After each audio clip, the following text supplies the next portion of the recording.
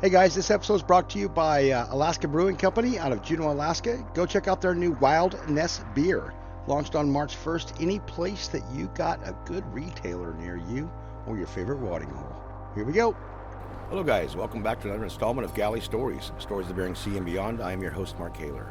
Once again, we're still here down at the Pacific Marine Expo, put on by, obviously, Pacific Marine Expo and National Fisherman Magazine. And they graciously give us the space to record and represent ourselves and help us carry on this oral capturing tradition that we've established. And today I've got Mr. Mike Lee, Captain Mike Lee. How are you doing today, Mike? Very good. Good morning. Good morning. Well, let's dive into it. Where were you born? What year were you born? Okay, I was born in San Diego, California in 1969. And my grandfather was a albacore fisherman, trawler, and my father got his own boat, I think back in 1966 or 67. And 1970 we moved up to Eureka, California, because that was the big booming fishing port there on the West Coast at the time. And so obviously I don't remember the move, but my earliest memories were pretty much learning how to walk on the boat when I was a little kid, and I have a twin sister, and we'd be running up and down the docks when we were little tykes. And I think it was about the third grade, my dad said, "Oh, you're going out today, crabbing." And I remember baiting crab pot jars off of Humboldt Bay on day trips there and going across the Humboldt Bay bar. It was pretty rough, and there were some times I didn't get it go, but our house lived overlooking the jetties. And we had a VHF radio in the house, and I would see my dad in his big orange jacket going through the jetties there, and always wondering where he was going, and what time he was going to get back. And he fished salmon, crab, and albacore. And then my grandfather was up there, and my grandfather pretty much just did albacore. He didn't like crabbing. Mm-hmm. Sounds like you had a pretty good diet growing up. Oh yeah. We did brain food, they used to call it in those days. You had to eat your fish because it made your brain grow big. And my dad sold the boat in 1979. It was a boom year, 77, 78. I remember he made a lot of money, and everybody wanted to get into fishing. So my dad sold the boat at the top of the market, and then it crashed there in 1980, 81, 82. It kind of crashed. And he opened up a seafood market, fish and chip place, so we were still buying. I had moved back to San Diego after my parents split up with my mom, and then I think I was about 14. My grandfather was going on albacore for the summer, and school got out, and he said, "You're old enough, you're my deckhand." So sailed out of San Diego Bay on a 53-foot jig boat and started pulling in albacore, and that was fun. Well, so let's talk about that experience a little bit. It was just you and your grandfather? Just me and my grandfather. Oh, great. Yeah. I was the deckhand, and he'd be up in the wheelhouse. That was a beautiful boat. He built it himself. It was the second steel boat that he built. And that one is still fishing. It was called the Seafin 2. This first one was the Seafin 1. And I believe it is still fishing somewhere in southeast Alaska now. It was converted to a longliner. It's called the Ad G. And my grandfather built that boat. All right. So how long did you do that? How did your maritime, how did your fishing? Well, so I was out there fishing between 8th grade, 9th grade, 10th grade. In the summers, we'd leave the day school got out, and we'd start chasing the albacore up north, and we'd pull into L.A. or Morro Bay and offload fish and get fuel and whatnot, and groceries, and then usually toward the end of the summer, they'd dump me off. One time in Eureka, one time in Astoria, put me on the Greyhound bus to go back to school, and he paid me $100 a week. And I thought I was rolling in it, Well, at 7th and 8th grade, you are. Yeah, in freshman high school, and I was like one of the few kids that actually was able to pay for my own private driver's ed because I was fishing. Nice. All right, so how did you progress? Well, I was looking at all those charter boats down there in the harbor in San Diego, and so I jumped ship from my granddad, and I started working on the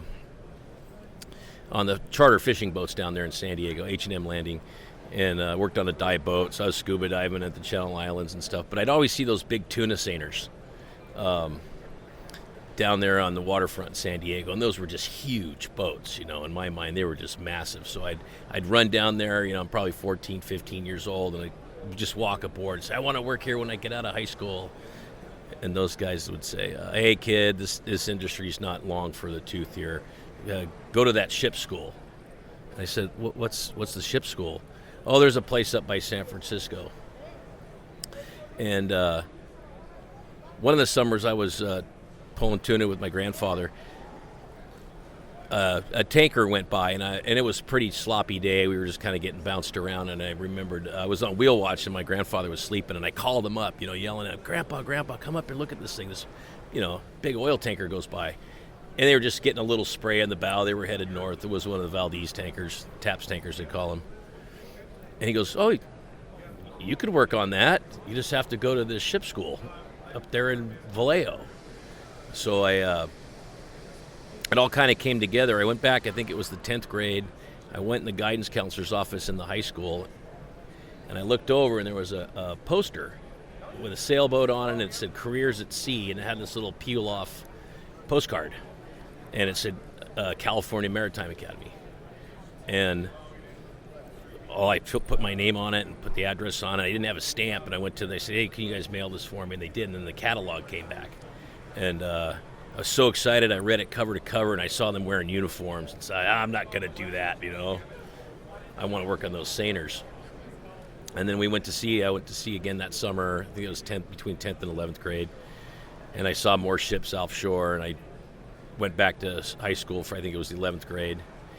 And I called up the Maritime Academy and said, hey, what do I got to do to get into that place? And they said, well,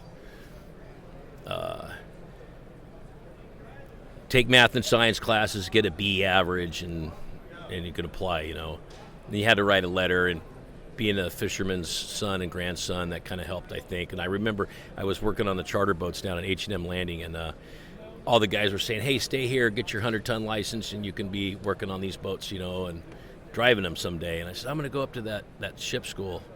And they go, oh, yeah, they kick everybody out. You won't last up there.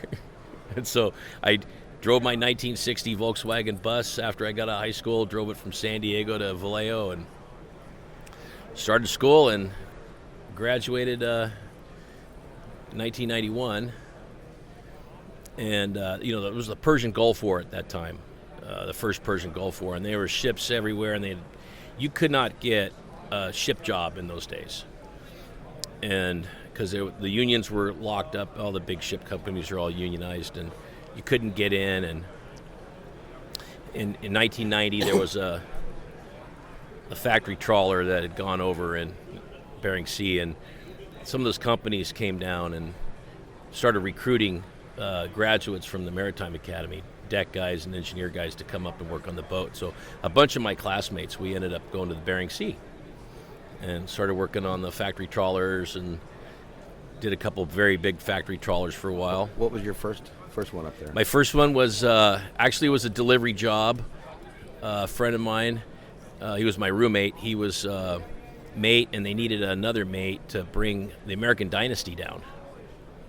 Down from Alaska? From Dutch Harbor to Seattle. So I had just gotten off a container ship. We're jumping too fast. Oh, sorry. So right out of school, what was the first gig after? Right out of school. Okay, it was not a lot of work. So I got a job on this oil spill responder boat, and they were building these things on the East Coast. So I was able to get on there as an able seaman, and then they moved me up to a second mate.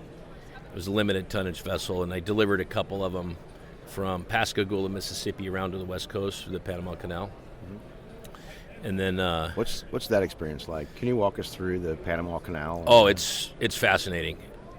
I've been through it now probably 12 or 13 times, and my last one was a couple of years ago. It's a wonder of the world. It is literally. Being a guy on deck, a mate in the wheelhouse, it's great because you get to be up and see it.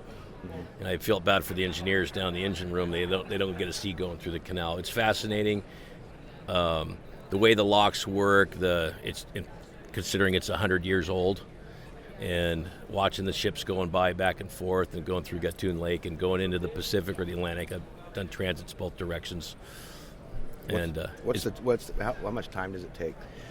With good visibility and everything, it's about 9 to 12 hours, depending on the traffic from through getting there. in and getting out. Yeah, getting through the locks, going through the lakes. Sometimes they've gone through and they'll get bad visibility. We'll have to stop and anchor and let other ships go by. So it's north and south transit, and it's fascinating. Way more fun than the Suez Canal, Okay. which is through Egypt there.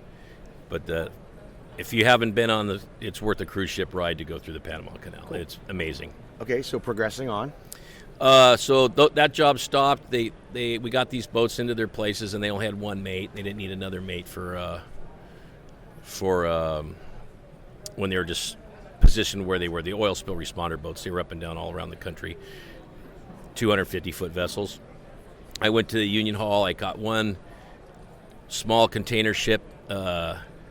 Actually got to go to Antarctica, McMurdo Station.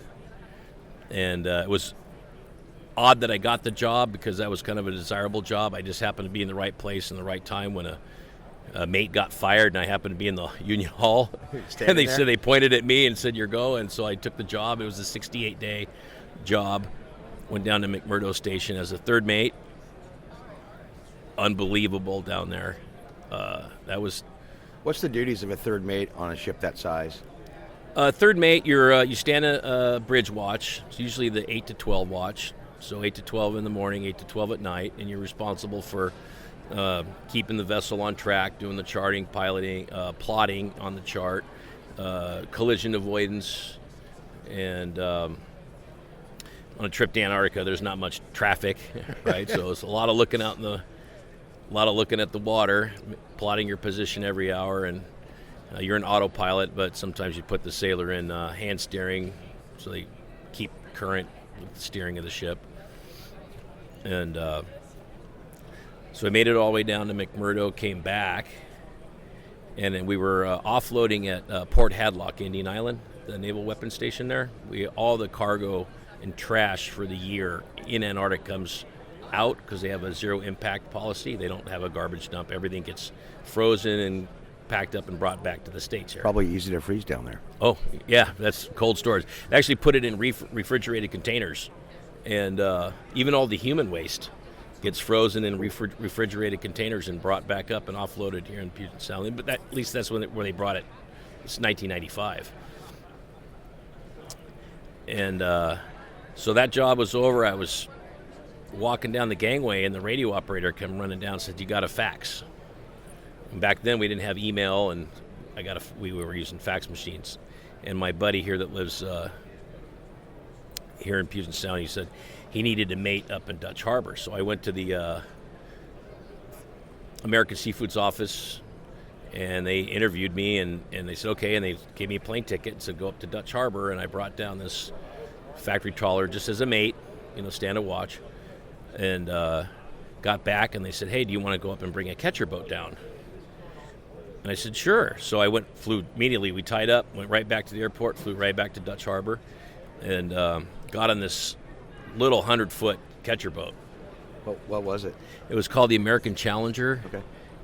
And it was an East Coast built boat, and it was small. It was a little about 100 foot. And so we brought it down. It was very bad weather, and it was light. We were light on fuel. We were bringing it down, and we came across the Gulf of Alaska. It was one of the few times in my career that I actually put on a survival suit when I was in the wheelhouse.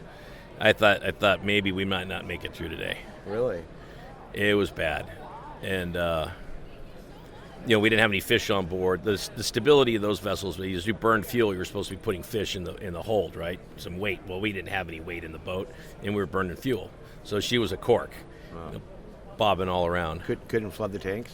No, didn't have any fish hold to flood. They had put a couple concrete blocks in there to give it some weight, but anyway, we get down here to Seattle and go into Lake Union, and I said, okay, well, I did that job, and that's the way, boat to boat to boat. And they called me up. They go, hey, you want to fish hake? We're going to be here for 2 weeks and come out and fish hake off the Oregon coast. I said, yeah, because I'm a fisherman's kid, so it's a natural thing. I got that one big ship job, but I liked fishing. So it was just a 4-person boat, and I started fishing hake off the West Coast. We were delivering bags to it was the Golden Alaska, I think, and trawling. She's still around. Yep, and that was pretty neat. And then did that for that summer. That was in 1995, I believe.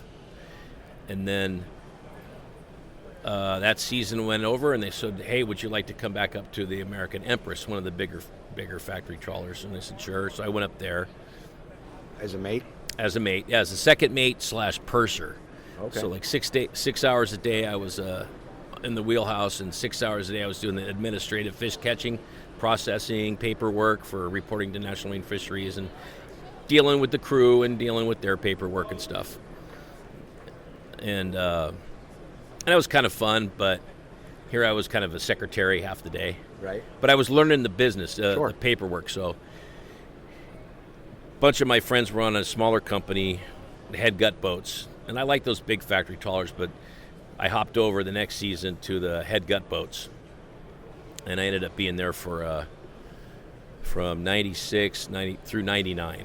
And which boat was that?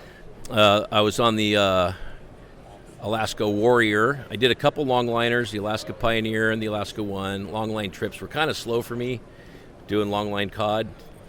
And then I moved over to the head gut boat, so I was on the Alaska Warrior most of the time. But, these companies, we had a bunch of boats, so sometimes they needed you here, they needed you there, they might move you around. Yeah, you're the driver, right? Yeah. And, those boats had fish masters, so being a mate, your job was just operating the vessel from the wheelhouse. What's a fishmaster? A lot of the big surimi boats, they had like a Norwegian influence to them, so the Norwegians would actually do the actual fishing of operating the trawl net. This company was mostly a Japanese influence, so we had Japanese fishmaster and some Japanese technicians.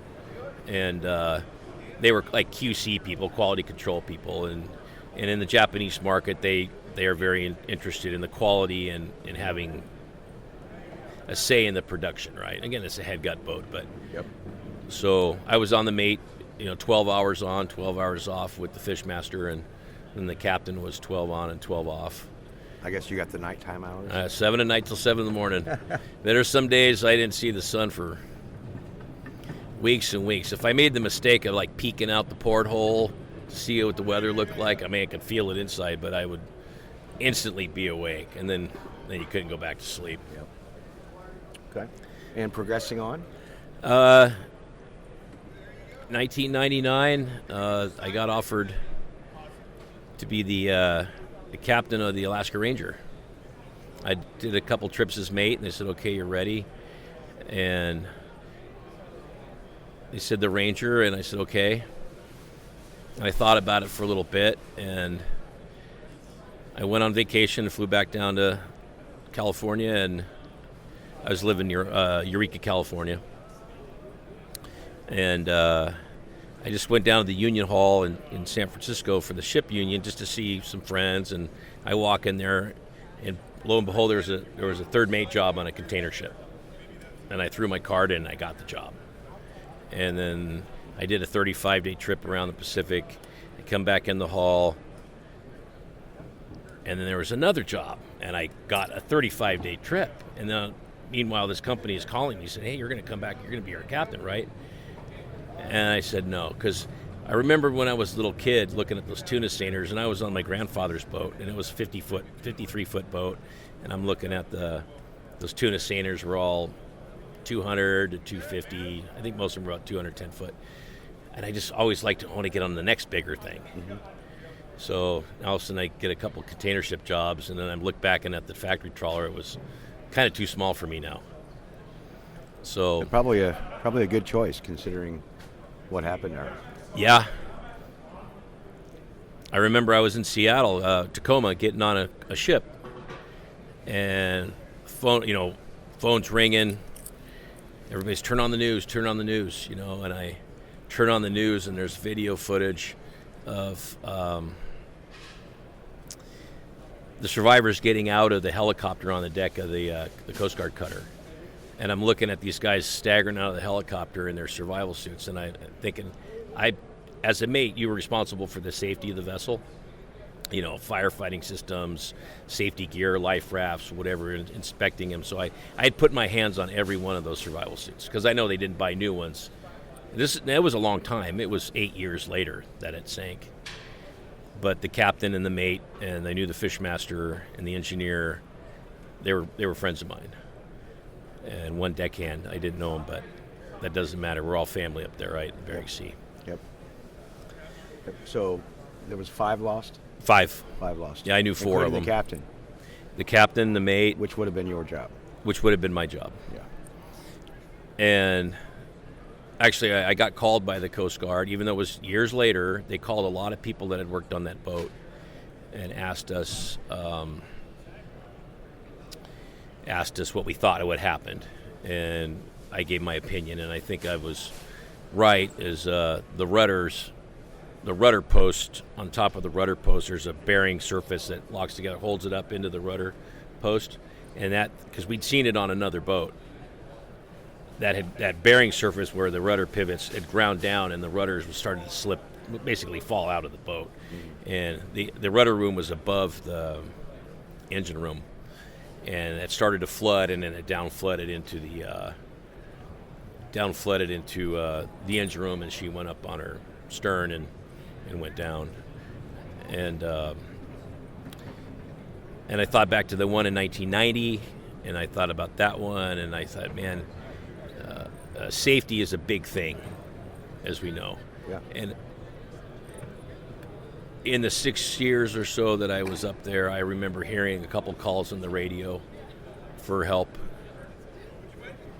and you just listen to the radio, you know, and thinking, oh, come on, guys. You knew if they lost the engine, if they lost propulsion, that was pretty much going to be it. And a couple times that was, and I can't remember the boats, but that would have been anywhere between 95 and 99. And then, so did you remain on the large boats after that? Yeah, I kept on working on the bigger ships and stuff. And but you know, I'm a fisherman's kid, so going all over the world, the Far East, you know, I'd see the squid fleets, you'd see tuna seiners in the warmer climates, crossing oceans, and I'd always look at them. And I remember one time I was mate, and I saw it was like a drift net rig, and I could kind of looking at it, and we're going to go right through it, right? So I remember putting the ship in hand steering and paralleling this net and following these long drift nets, you know, out in mid-Pacific, and going around it. With your big container ship. Yeah. I think that one was a tanker. I can't remember, but I remember the captain coming up and feeling the ship moving and turning, you know. He goes, what are you doing? I said, well, there's fishing gear. I'm going to go around it. He goes, screw those guys. Just go through it. Because, you know, you got spurs on the propeller shaft that if you get the net, it'll cut them up, right? I said, but Captain, this is gear. That's his income, you know.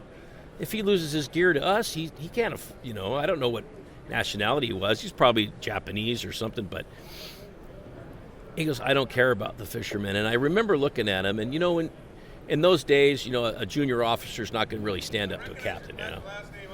And I remember telling him, I said, no, I'll always go around fishing gear, because that's their paycheck. Yeah. Yep. Right. What's been your best time at sea, Mike? Oh, gosh. 30 years, you know. Hard to really pick a specific memory. But, you know, the amazing people that I worked with, some really funny sea stories, some real characters out there, people that if you told them the stories, they wouldn't believe it. You know, sea stories, galley tales, right? And I remember my wife would listen to my sea stories, and she'd like, you got to write this stuff down. You know, I don't believe this. You know? And when my buddies would show up, we'd start talking about this ship and this person and that person. And my wife would just sit there, because now we're using the nautical lingo, and she goes, I don't know what you guys are talking about, but this is pretty neat. Yeah. You know. I thought you were going to say the time you spent with your grandfather. But no, definitely. Oh, absolutely. You know, he just passed away in 2021. He was 99 years and 10 months. Wow. Okay. So he lived a really good, long life. But yeah, absolutely. Thank you for reminding me of that. What about your worst time at sea? My worst time, coming across As far as dangerous, coming across the North Pacific, just below the Aleutian Islands, out by Seaguam, on a old steamship, container ship, we took a roll of about 55 degree roll. Full of containers? Full of containers, yeah. About 35 of them went shooting off the deck and falling down and crashing. And it's called parametric rolling. A lot of people have heard of synchronous rolling. Parametric rolling is when you're running with it, and you get like a trough. The trough is in the middle of the vessel, and the peak of the waves like at the bow and the stern. So there's no water in the middle of the ship. We're talking about a 500-600 foot ship here, small for today's standards. And it just basically flopped over. And we were running full speed, so lost a lot of containers. Yeah, you're on a big vessel like that, and that happens, it's kind of like, wow, it's a big machine. Yeah. It shouldn't do that. Consider 90% of the time you're just like smooth sailing, right? Yeah, no, I mean, we run away from bad weather, and that captain was East Coast guy.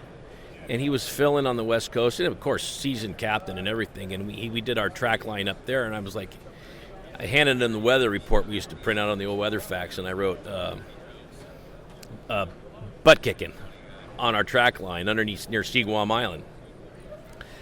And I hung it on his door, and the next day I wrote the same thing. Or next watch, I printed out the weather fax. And he goes, "What do you know about the weather up here, third mate?" I said, I just spent the last 6 seasons fishing up here, Captain. Right? Oh, yeah. Well, I was on my X on that chart the next day where we lost those containers. And see, a lot of those big ship guys, they look at fishermen as, they're little boats. They're in my way. Yeah. Right? Cut their nets. Yeah, cut their nets. They'll get out of your way. Tonnage rule. They have to move. Yeah. What has the sea given to you? It gave me a great career. 30 years. I decided to retire last year and go into education. I always had an idea about teaching. Actually, I wrote my dad a letter when I was on that trip to Antarctica, and I was about 25 or 26 years old. I said, "Hey, I want to go back to college and become a school teacher." And he says, "Well, that doesn't pay anything, kid. Stay doing what you're doing." So I eventually, over the years, got a teaching credential. I started subbing at the high school level, and I would do a lot of juvenile hall because I can handle it, right? If I can handle Union sailors and Bering Sea fishermen, I can handle some kids in the juvenile hall that need someone to love them. Yep. And so I got into education, and I had the opportunity just starting this year, I took a job teaching maritime science at a junior college in Oregon. Congratulations. Thank you. Okay, what's the sea taking away from you? A lot of time. You miss half of everything. You miss half the birthdays, half the holidays, including your own.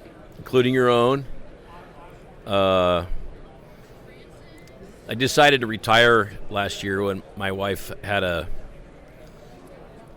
massive stroke on New Year's Eve last year, and she didn't make it. I was on a ship. Oh, I'm sorry. And I was on the other side. I was near Guam, an island called Saipan, and I got home and got off that airplane ride and went to the hospital, and that was that for that. And I just decided that I'm not going to go back out anymore and stay home.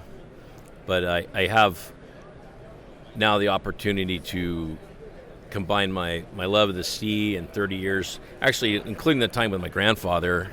It's been 40 years of going to sea. I'm getting a paycheck for 40 years. And to start teaching the new mariners. So that's what I'm really Teach enjoying. them not to cut the fishermen's nets. Yeah. Right? And yeah. Little respect. Exactly. But also that in the maritime world, it is the big ships. It is the fishermen. It is the tugboat guys. It is everybody that's on the water. Yeah. And right now, the sky's the limit. A lot of young people don't want to go to sea. That's what we're doing here at the Expo, is recruiting for students for Clatsop Community College in our little maritime program. Mm-hmm. And there's others all around, but maybe somebody's walking through here and they have a son or a daughter that we'd be a good fit for them. Right. Yeah. There's definitely There's room in our industry. Huge room right now. And like what it gave me an entire career. What would your advice be then? I'd say get all the education you can, whether it's at a maritime academy or a maritime training provider. Learn your trade, know your ship. That's what I used to tell my crew when I got up to chief mate and captain level. I'd say I expected my crew to know my ship, just like you expect a guy on deck to know his boat. So you have to understand about stability and weather and navigation. There's no other job in the world, I think, maybe a doctor or an astronaut, I don't know, but that people on the water have to have a broad range of knowledge. From meteorology and weather and navigation and machinery and pumps. Pilot. Yeah, the pilots. No, I mean a pilot would have to have similar. Oh, airplane pilot. Yeah. Oh, absolutely. And also the ship pilots out here, right? Sure. So it's a great business because you're always learning. You can learn every day for your entire career. Awesome. Mike, thanks for taking the time with us today. Do you have any final thoughts you'd like to share before we wrap this thing up? Yeah, just I always think about every person on the water and safety first. Know your boat, know your ship, and trust your shipmates. Awesome. All right, Mike, well, thanks for taking the time with us here at the Expo. And guys, remember, we do have that gear store up. It'd be link on the last 10 episodes or so. If you're looking for ways to support us, you can do so by repping our gear. With that, thanks a lot again, Mike. All right, thank you. And guys, we will see you next time. All right.